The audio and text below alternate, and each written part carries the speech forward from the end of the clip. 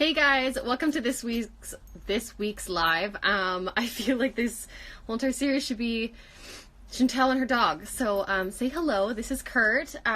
If you don't know me, hi, my name is Chantel. I am the owner of, oh god, that lipstick is really bright. Of Knititude, as well as I'm one of the gals behind YYC Girl Gang, as well as Make Her Strong. So as you come in, say hello. If you are watching on YouTube, which PS, this is going to be up on YouTube. Don't worry about commenting. If you want to comment, go ahead. So tonight's topic, we're talking about how to be able to find your target market. So we've already gone through two different things as we kind of came the last month. We talked about the things that you need to think of before you start a business, and then the actual couple steps to be able to get you on the road to be able to start a business. Sorry, bud. And then today we're going to talk about finding your target market. So this is something that I think a lot of people really struggle with. Essentially, hi girlie, love that Kurt is joining. Yeah, he's here. So a lot of people think when I say target market or target audience, people are like, I have no idea what that means. And it's probably because it's more of a business term, if that's can't see a thing though. Oh, weird.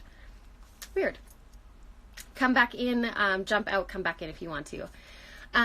So I think a lot of people panic when they hear the word target market or target audience because it's like a big hoity-toity word. I wrote down the actual description of what it is. So a target market is a particular group of consumers at which a product or service is aimed at. That sounds a little bit scary, but all it essentially means is, who do you want buying your product? Who are you trying to make your product for? Who are you trying to show your product to and to hopefully purchase? So people like to think of this as what we call a muse. And PS, if you have questions throughout this whole entire thing, please give me a shout. If you want to, please answer them below or ask them below. I'll try and answer them as best as I can. Oh, is that a nice squeaky? Yes. Love it. This is how my lives are going on from now on. Not professional at all. So essentially, who do you want buying your product? And I know that this is a lot of people out there will be like, oh, well, I want everyone buying my product. And if I were to say to you and say, who is your target market? If your answer is everyone, you're fucking wrong. Because not every single person is going to buy what you want to put out. So you probably already created this amazing product, but now you have to figure out who to sell it to, and usually when you're making that product, you have a pretty good idea of who you're going to be selling it to anyways. Will there be a replay of this? Yes. There's always a replay, unless anything glitches. So essentially, when you're making a product, you probably have a person in mind to be able to purchase it. You're not going to be like, oh, I'm going to make this is a bit much. I'm going to make a dildo, and then be like, oh, obviously babies are going to buy that. It's not going to happen. That just doesn't make any sense. So chances are you've got a product in your mind that already has a specific audience. I must be your target market because I want all your shit. But that's just it. Rachel, you are my target audience. You are my target market, because I'll tell you what my target market is a little bit closer. I have two, and I definitely suggest to have two, not more than that, for your actual business. But you are one of my target markets. The other girl is a maker, which I'll talk about a little bit later. Beach-going, carefree females who love the environment. Yeah, exactly. Yes, we've already started talking about sexual stuff. So, essentially, you probably have an idea of who you're selling to, but you need to narrow that down. So when it comes to marketing, this is something that is done in the marketing world. I do it in my marketing. I work for a TV company as well as a radio station. We do this, we call them green light brainstorms, and we essentially break down who you're actually targeting your ads to. Who do you want to speak to? Who do you want purchasing your stuff? Because that's probably the easiest way to say. Who is a person that you want to purchase your stuff? Who's your dream client? If that's the way that you can put a target market or an audience, it's essentially who is your dream client. And I'm saying no holds barred. They don't have any monetary issues. It's totally they are your thing. that would be your target market. And that's a person that you should be actively trying to engage with and market to every single time that you put out something, whether it be on social media, whether it be in an email news blast, whether it be in traditional media. Ow! Whether it be in traditional media like TV and advertising and radio, in outdoor print, you're essentially trying to reach that one person. And we're going to actually not nail it down to one person. So as you're going throughout this whole entire thing and listening to me chat, try and think, who is that ideal customer of yours? So, like I said before, you are not trying to sell to everyone. Maybe a little bit more like toned down version is, you would never try and sell an atheist a Bible because they don't believe it. They're not going to buy it. If they do buy it, they're going to burn it. But like, you want someone who is going to appreciate your stuff as well as want to purchase it. So I have 5 questions that you should be asking yourself to try and find your perfect customer. Who is that one person that you're just like, that's the person that will keep coming back, will keep spending money, will be a repeat customer, will always buy your stuff no matter what it is. So, and we're going to essentially make this down into one person. So my company does this for other companies, as well as a really great example is Lululemon has actually done this. Lululemon has 2 target markets. One of them they've named Ocean, which is a female. Why is my battery not charging? That's not terrifying. One of them is a female named Ocean. She's 32. You can actually find these stats. They're saying that Ocean makes $100,000 a year. She's engaged, she's fashionable, and she has a half an hour walk to work every single day. Their men's line, their person is based after a guy named Duke. I didn't write down all of his stats because I'm not a guy. But it's essentially trying to find out that one person and creating them in your mind, and then from there selling constantly to them. So 5 things that you need to ask yourself to find your muse, if you want to think of them as your muse, your perfect client. We're going to go down to we're going to nail it down to one person, and we're going to give them a name. So the first thing that you need to do is you need to say, is this a male or a female? Whatever your product is, does it sell to a male or a female? If you can, put an M or an F in the comments below. Do you sell to a male or a female? Chances are you probably have one leaning one specific way. Not as many people do unisex things. And even though we hate gender stereotypes, there are such things as them. So we've got a female, a male, a female, a female. So as you guys keep on coming in, please let me know, who is your target market. Are they female or are they male? We got a lot of females in there.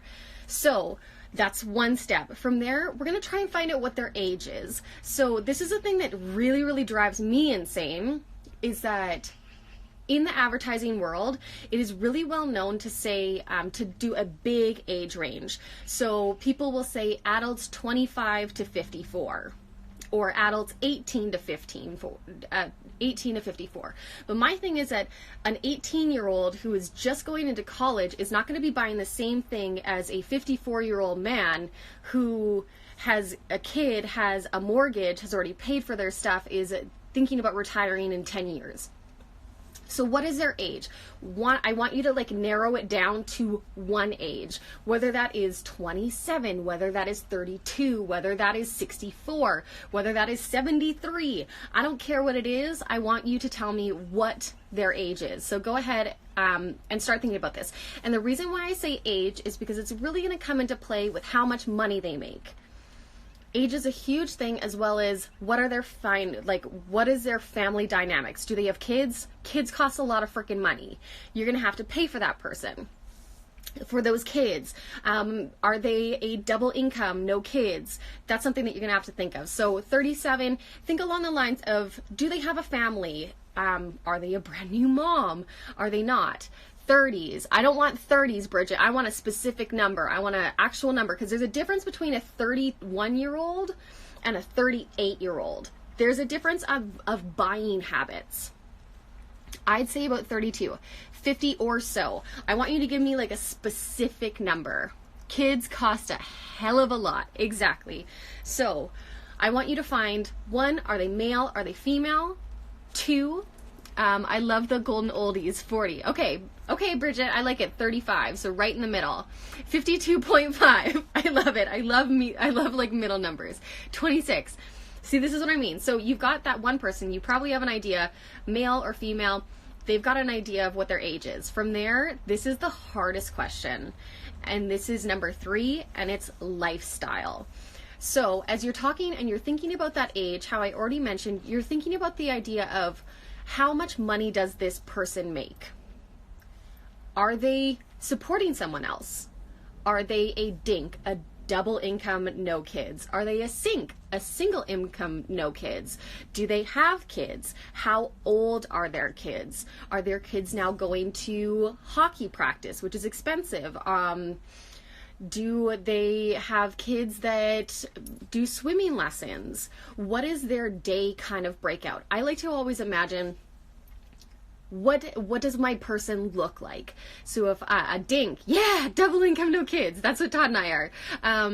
So if I'm thinking along the lines of, okay, so and I'll use mine for Knititude. I'm going to pull Rachel out of here.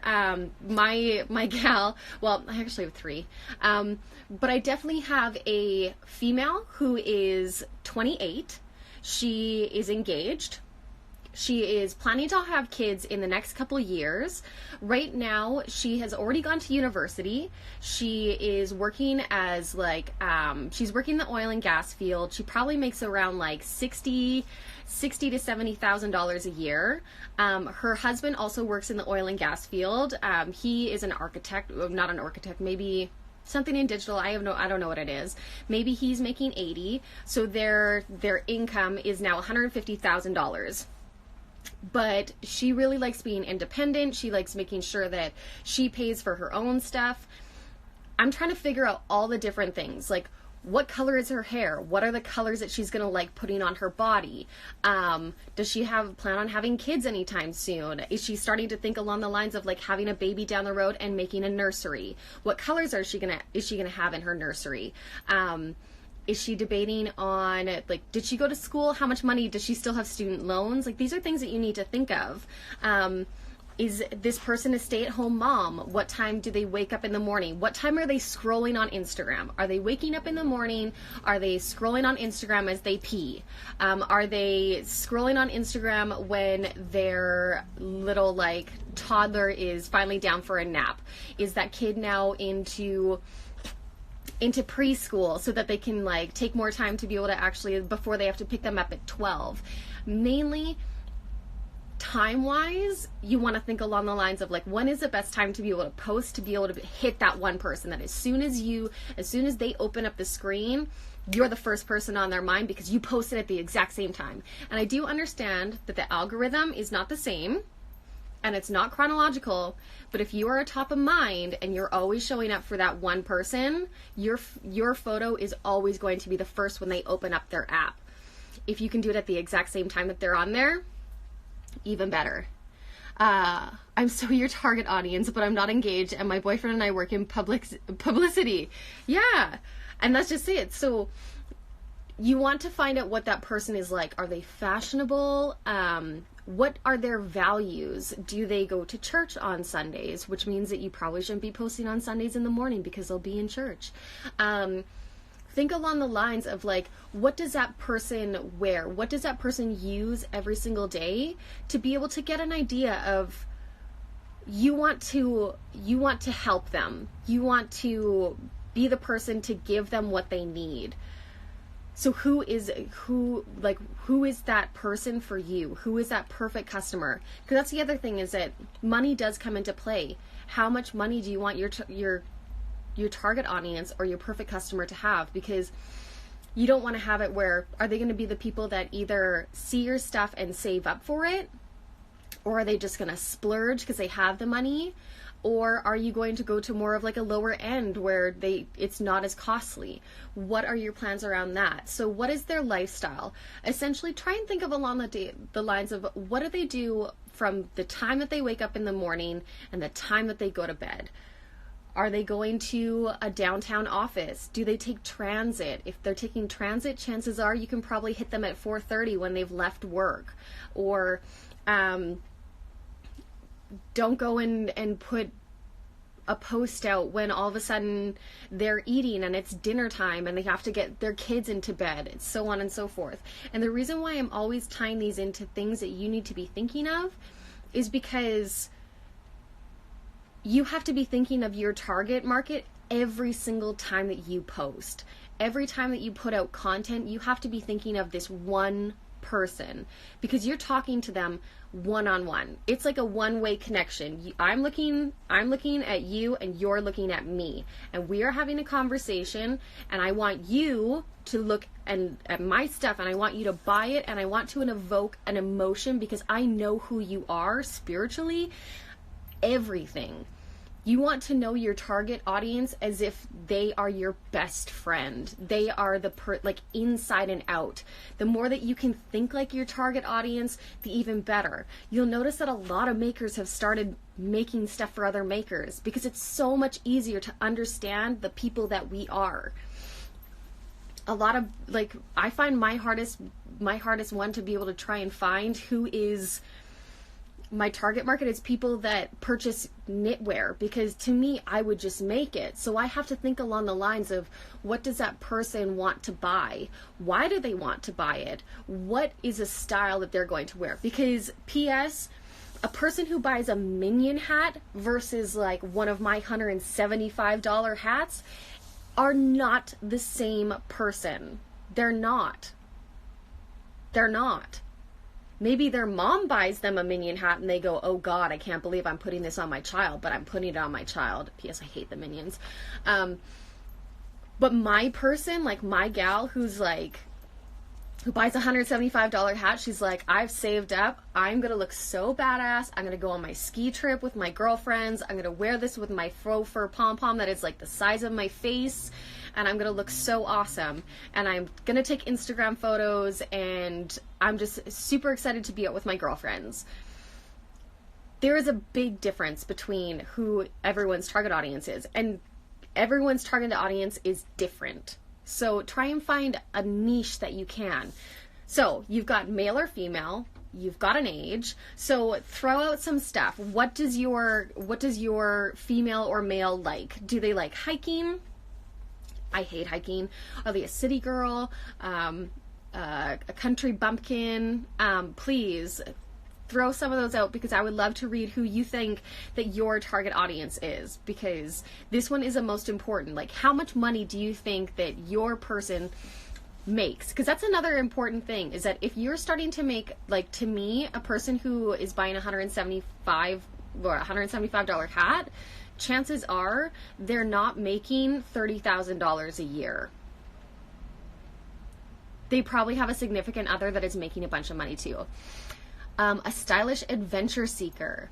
Ooh, and that is another good point. Like, is your person environmentally friendly? That's a big one. That's a big one, to be able to change up your lineup and say, okay, I want to create an environmentally friendly line, and all of a sudden people are like, environmentally friendly. It can set you apart from someone else. Nature, gardening, etc. Whenever I think of nature and gardening, I think of a hobbit. They like to shop because they can. I feel like the popular thing now is to sell to other makers just because it's easier. But how do we break the mold and stay unique from other makers with this? That's just it. You have to niche yours a little bit differently. Whether it is, I have a lot of knitters and crocheters that follow me, but also I know there's a lot more knitters than crocheters, and I only sell things that I make. That are knitwear. So I've already segregated half of the followers, because I know that I'm only going towards knit. Practical, sporty, and quality. Yeah. Do they like quality, or do they want just something from Walmart that they might like maybe splurge on? Flowers, lace, and vintage. Ooh, okay. I love it. I love, like, does your person like, not dumpster dive, but do they like go into like a thrift shop and just like go buck wild? Like, who is your target audience? Yeah, I'm loving these. And P.S., throw some numbers out there because I want to see how much money do you want your target market to be able to actually make. So, 1, male or female. 2, what is their age, and an exact age. You don't get to put like a 10-year gap in there, like 50 to 60, because someone who's in their 50s is going to buy something different than their person in the 60s. A person who's 18 is going to buy something different than a person who is 28. Did your person go to school? Did any of your people go to school? What do they take in school? Are they in art? Female, 80 to 100,000. Yeah. So what are they doing to be able to make that 80,000 to 100,000? Are they working, like, are they an architect? Are they like in oil and gas? Are they, I always say oil and gas because I live in Calgary, because it's just like, it's just the easier thing to say because so much money is in oil and gas. Trendy fun and a medium income, 50 to 80K, female in their 30s. The age thing is so hard. Yeah. And I like to think I always think, especially for females, are you popping out a baby anytime soon? After 34 is the time of where doctors start getting involved, because they're like, no, there can be complications at this point. Tons of nurses buy my product. Oh, that's awesome. That alone is just like the perfect little like. Okay, so male or female, what is their exact age? What is their lifestyle? From here, 4, what is their insecurity? What is the problem that you need to fix? What is the problem that you need to solve? Whether that is, I do have another older demographic. It used to be my old, I used to have another older demographic. I don't as much now. But mine was based towards a 55-year-old mother who had 2 kids. They had both gone out. They had left the nest. They were both going to school. They were completely finished. Oh, sorry. Kurt just saw Todd and he's like losing his mind. Please God, don't let him pee like he did last time. And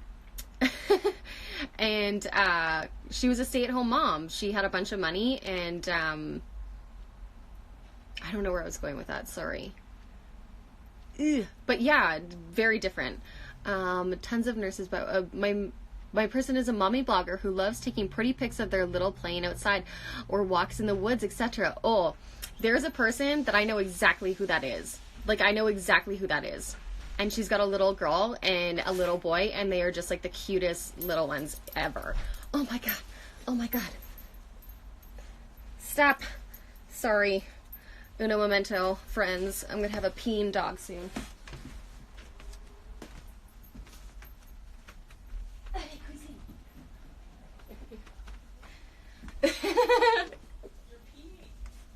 Sorry. Otherwise he was going to pee on me because he gets excited. Yeah. So honestly, like, there's different target markets for everyone. Any more women feel younger, so 18 to 40 ages, like the same thing, like, which is kind of awesome. Yes, you do make a really good point. So one of the things that Lululemon said about their muse, Ocean, is that she's 32, which means that when you're 18, you want to be Ocean. When you are 44, you remember the days where you wanted to be like Ocean at 32 and making 100K, and you didn't have to worry about kids anymore. It is something to be able to take into effect. So I always like to say, make that one person, knowing that if you target that one person, you're always going to get people outside coming in. But you want to nail that one person.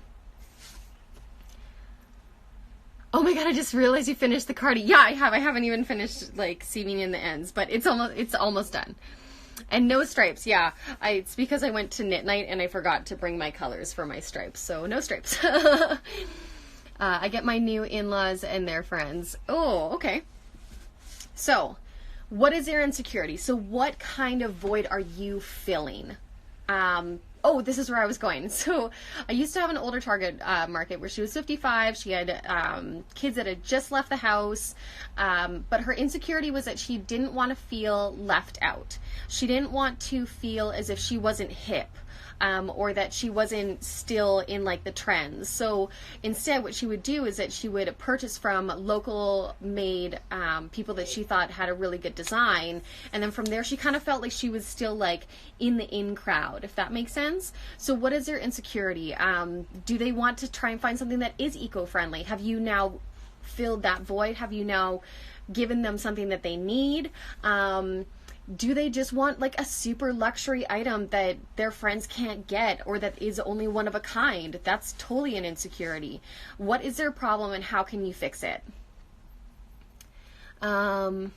Destiny chose for you. It looks great. Oh, thank you. Yeah, I know. No stripes. And then the last one is give them a name. So we've already been talking, you already have that person, you know what they look like, you know what they like, you know what they eat, what they drink, how they sleep, who they sleep with, what magazines they read, what books they read, how much money they're making, what is their full-time job. Like you have all of this information, so now give them a name. And it's like naming a baby. So how, as I already mentioned that that Lululemon has Ocean and Duke, you want to do the exact same thing. So my lady, who is a little bit younger, her name is not Rachel, but it's Kelly. And my older girl, who's 55, her name is Catherine. And then I have a whole entire, who is my 27? Her name is Desiree. I'm an idiot. And then my third, who's a maker, Rachel's like, damn it, it's not me. My third, who is a maker, her name is Kelly. And she's actually based semi-ish off of Kelly from Knitbrooks, which is funny because Kelly like doesn't fit all of these molds, but somewhat. So Kelly is a maker who has only been knitting for, again, I made this muse probably about 2 years ago. So Kelly is a maker. She's only been knitting and crocheting for about a year. She has learned how to do scarves and headbands and toques, but she wants to make into garments, but she's not exactly sure. She's a little bit nervous, so she's going to try something like the bum hugger, which is one of my patterns, and it means that she is going to start making that bolero first. She's going to feel a little bit more confident about making garments, and then from there she's going to move on to a dress, and then she's going to keep on gradually going through my patterns. But she's like one of those people that loves to go to Indigo. She loves getting props for her Instagram. She loves going out for like Thursday night drinks. She likes to get together with a book club, but not actually have a book club. They just like to drink together. But she's a maker, and she really loves supporting other people and talking about it, and she loves being able to grow her Instagram to be able to showcase other people's Instagrams. So that's kind of my muse. I have 3. Again, I would try and keep them a little bit closer, or not as many, because it means that you would have to put out a post for 1, 2, and 3. 1, 2, and 3. 1, 2, and 3. If you have one person, chances are you're going to nail all of those people at the exact same time. Amber, yay, I'm a Kelly. See, but that's just it. Like, there's always that one person that you can you're like, I know who that is. I know exactly who that is. And if you can find your muse in real life, it is so helpful. So my older muse, I have her in real life. I know her as a person. I talk to her all the time. It's the person I've based my whole entire muse off of her because she's such a great customer. This person has bought, I would say, has supported Knititude from the very beginning, and has bought, I would say, probably over $2,000 to $3,000 worth of Knititude products. I know that she's a repeat customer. I know that she makes a certain amount of money. I don't know exactly, but I have a pretty good idea, and I know how she kind of lives. So if you can find your actual target market or target audience or muse in a person, it is so much easier to go, okay, I know that I met that girl named Erin, and I met her at a knit night, and that's how I base my stuff off of. Every single time that I write a social media post, I'm gonna talk to Erin. Every single time that I put something out, or I'm about to put out a pattern, I'm like, would Erin like this? So it's something that you want to think about, because you will use it into your marketing. You should be using it into your marketing. If you are going, you know that your person hates Minion hats, and then all of a sudden you're like, oh, isn't this Minions movie so good? Your actual person is going to be like, fuck that. no, Minions blows. I don't want to ever hear about that. Like, please, no, don't ever talk about that. And you'll lose them. But you want to talk to your target market. It's so funny how we fit in that description, and here we are. Yeah, exactly. Like, I'd like to also say that it's like finding your tribe, right? Your tribe is a person that is always going to purchase stuff. One of the brands that's here in Calgary, her name is Lacebrick Design. Her name is Jackie. She's a good friend of mine. She has such a good tribe. Like, she has such loyal customers, because as soon as something comes out from her, one, you know, it has mountains on it, and every mountain girl is like, yeah! Every hiking girl is like, yeah! But they follow her around. And her booth is always one of the busiest in the whole entire city, because it's always bumping. So there's certain people that, like, will always follow, and she's figured out who her target market is, and she has exploited the living shit out of it, essentially. Which is what you need to do to be able to make your business successful, to be able to make money. My little sister is my younger person. She's the coolest teen I've ever met, so I look to her to stay relevant. Oh, that's so cool. I'm gonna say my girl, Hannah. Oh, I love it. What did the Minions do to you? Oh God, they're just so annoying. I hate the Minions. I'm so sorry. Everyone's like, I really like Minions. But yeah, so try and figure out who is your person. Who do you need to be speaking out to? So I've probably got about 5 minutes. My battery is at like 10%. So if you have questions, please let me know what they are. I would love to be able to hear them. Because really, trying to find your target market is hard. It's extremely hard to try and nail it down to one person, but if you can, and if you can think of always posting towards them as if it's a one-on-one conversation, chances are you're going to keep on growing those Aarons, or those Hannahs, or those Michelles, or whatever it is. I live in Indiana and my girl is from New York. What hashtags do I use to reach her? And my girl is from New York. I would use hashtag I love New York City. I would use Lion Brand if you're using Lion Brand, because it's based in New York. Oh wait, they actually wouldn't know that because they wouldn't purchase yarn. I would look up I love New York, and then from there I would start going through, like, there's always the relevant hashtags at the very beginning. NYC style. Oh yeah, that's a great one. Thanks, Toby. Toby's from New York. So she's got that on. You just reach out to Sweet Hat Trick. And she'll be able to help you out. Uptown Girl. Yeah. Oh, I'm totally welcome. You're totally welcome, Jackie. I love to be able to help as much as possible. Yeah, hashtags are definitely difficult. You will need to update them constantly.